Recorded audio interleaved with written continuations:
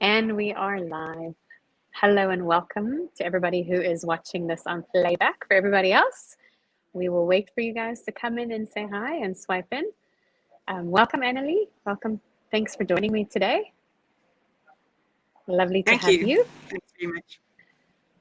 We're just going to give it a few seconds just to see who's coming and who's joining us. And yeah, we're going to, I think we're streaming this over on the Cipla side as well. So welcome to everyone who's watching over on the Cipla Facebook page as well.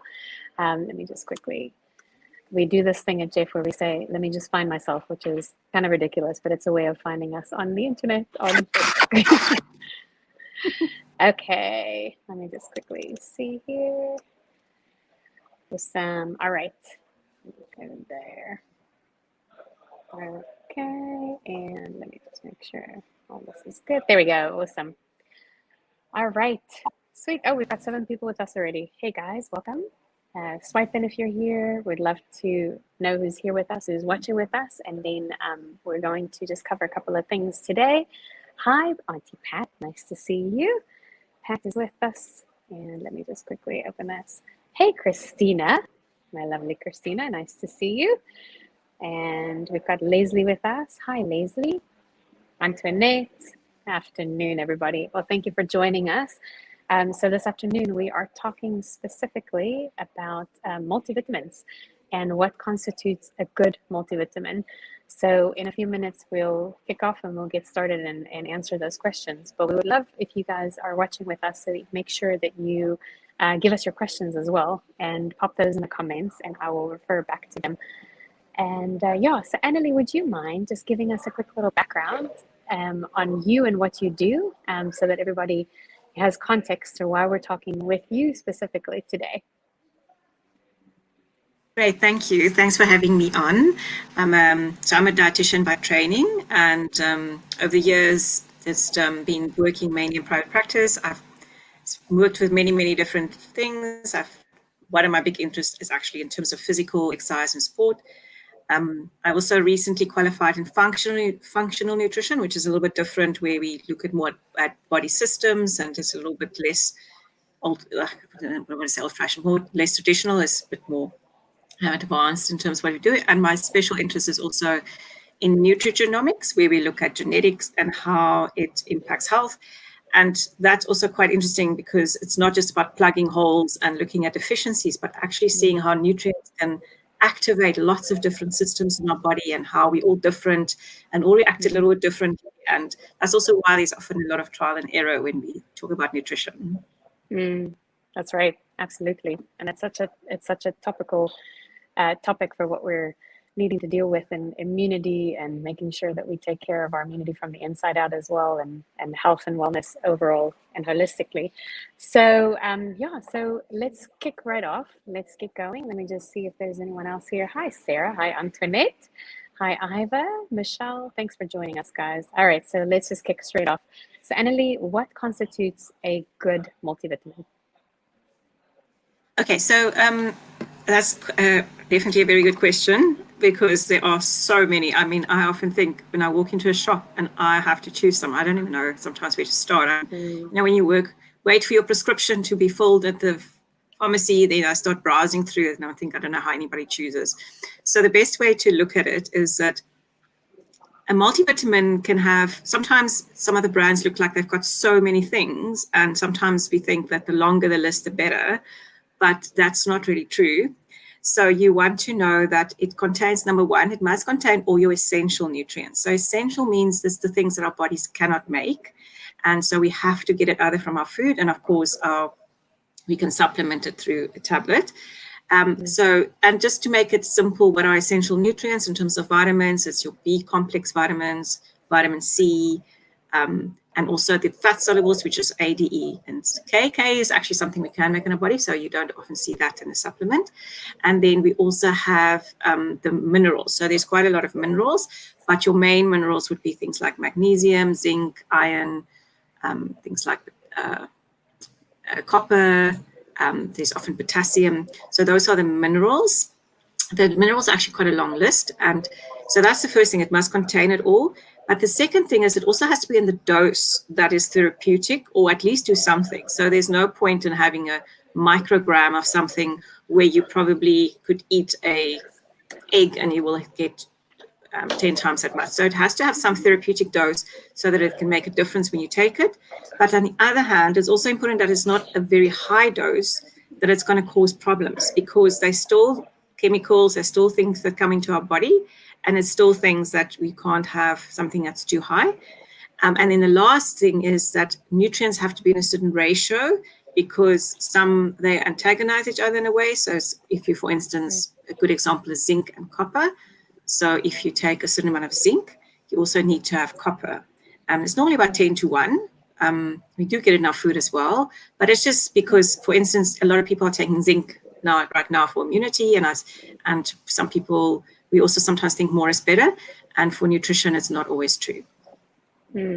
Absolutely. Yeah, actually, it can actually cause harm internally as well if we take too much. So it's good to know. And then I think one of the reasons we would want to take a multivitamin is for our overall health as well, to make sure that we're supplementing our nutrition, like you said. So if we're wanting to have a multivitamin, what are some of the ingredients that we need to make sure that is, other than the minerals and the vitamins, that we have to make sure is included in it? And how do we know what ratio is best for us? Oh, well, I guess that's sometimes a little difficult. So you probably would have to maybe speak to somebody to make sure that there are things that is not, how can I say, you should not have. For instance, if there's some people who maybe store too much iron in their bodies, and so they should maybe look for a supplement that doesn't have so much iron. Normally, multivitamins would have a lot of iron. They would not have, because think about it, if you have a multivitamin, you won't have really normally mega doses of one nutrient. But I guess it's important what I look for normally is, do we have significant amounts of vitamin B, but all the B. So if you think of B, you get B1, B2, B3, B5, B6, B12, those are all the Bs. And then you get, as part of our B family, is also folic acid, but in nature comes with folate, and also choline. So choline is not always in multivitamins because it's not seen as essential, but all those vitamins are important that they're all in there, because if one is missing, then there's a part that's not there. So that I always look for. In terms of ratios, normally if you take, for instance, magnesium and calcium together, they should be in a ratio of 2 to 1, but because it's not such high doses normally in a multivitamin, it's not so crucial. It's more if you're going to take a calcium, magnesium for the sake of it, you would normally need at least 250 milligrams of magnesium. So then if you're going to take calcium, that's sort of the ratio. And then, like I said earlier, with the minerals, you want to see that there are at least multi-minerals like the zinc and the copper and magnesium. Those are probably some of the most important ones. That's a bit harder to get in the diet. Yeah, true. Yeah, that's very true. And I think that's why having that supplement is so important, to make sure that we're getting the full spectrum.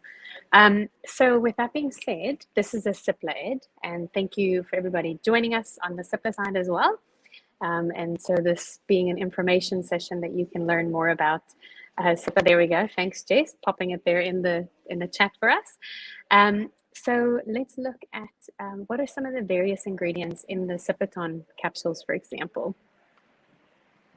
So yeah, the Sapiton has got all those essential nutrients. So they have all the Bs that I mentioned. So just to remind us, B1, 2, 3, 5, and 6. So those are all the Bs, and B12.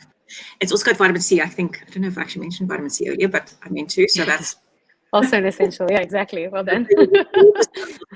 B and C, so those are important.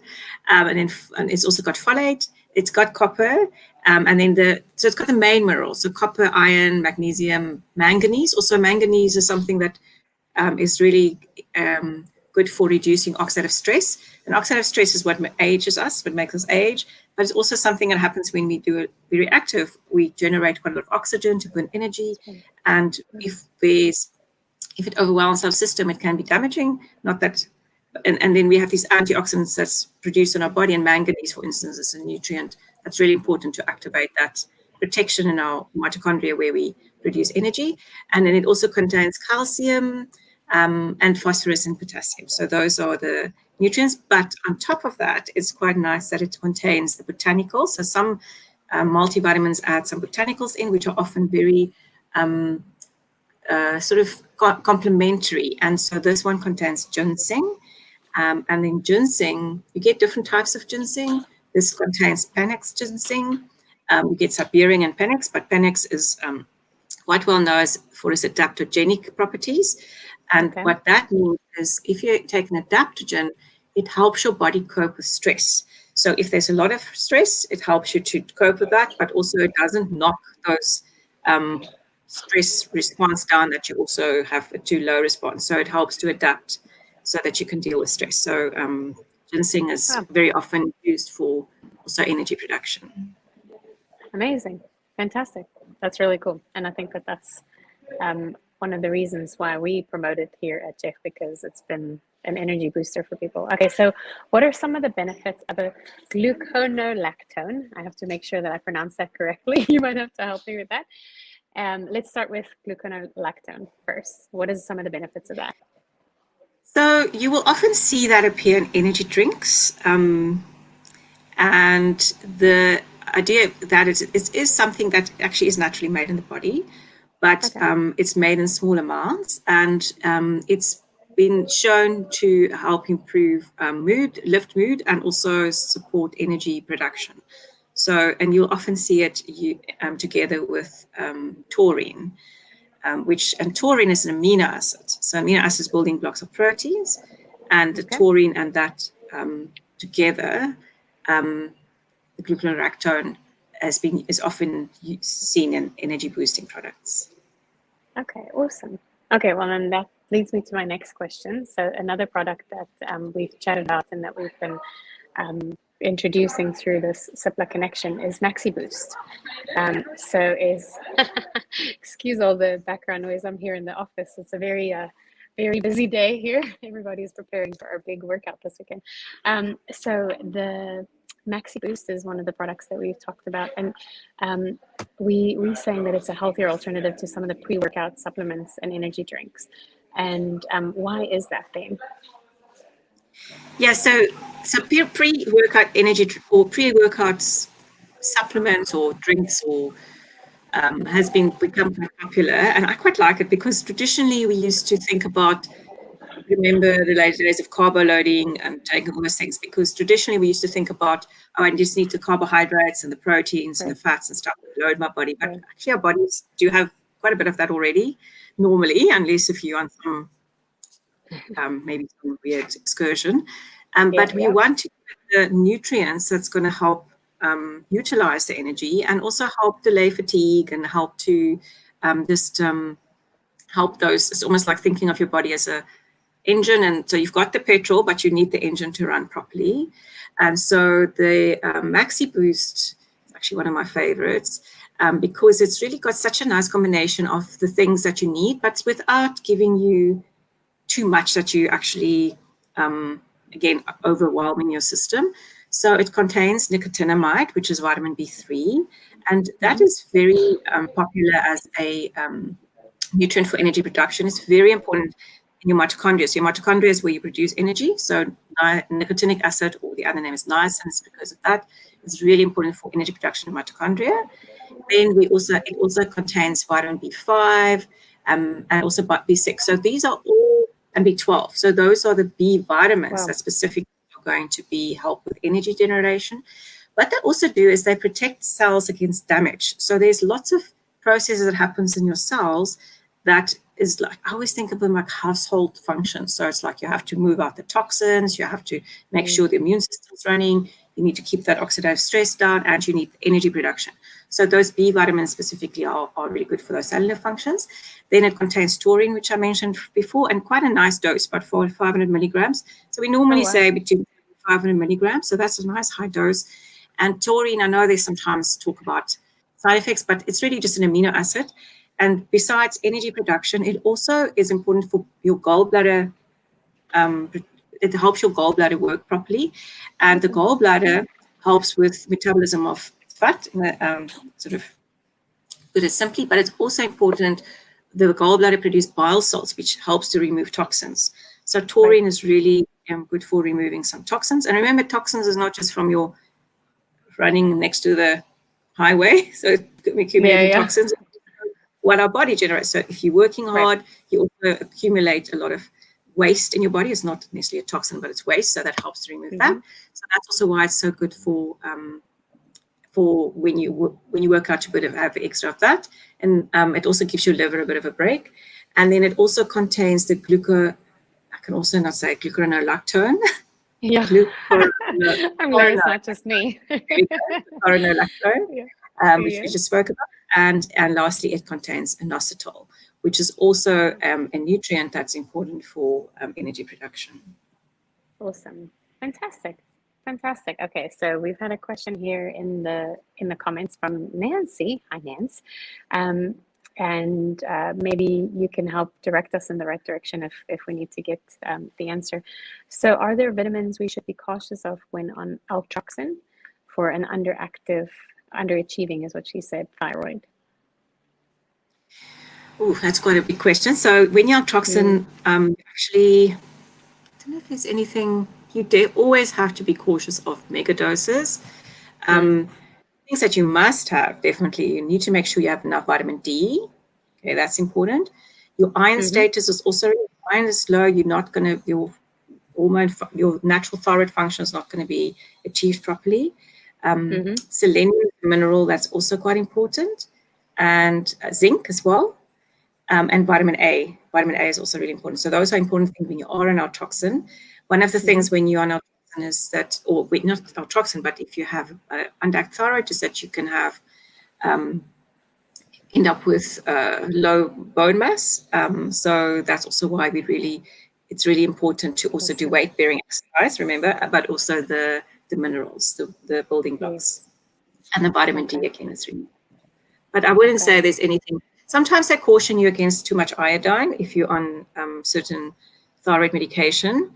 But I can't think of anything else. Awesome. Thank you. That's fantastic. Okay. Any other questions, team? You can pop those in the comments. I see a couple of people have been saying, Antoinette says this has been very interesting for her. Pata said that she's going to try the Maxi Boost. And Michelle said definitely she will as well. And Lorraine just saying it sounds like it's a really good. I think it's so super important when we're consuming anything that we have to do our research, that we have to make sure that we know what is in things.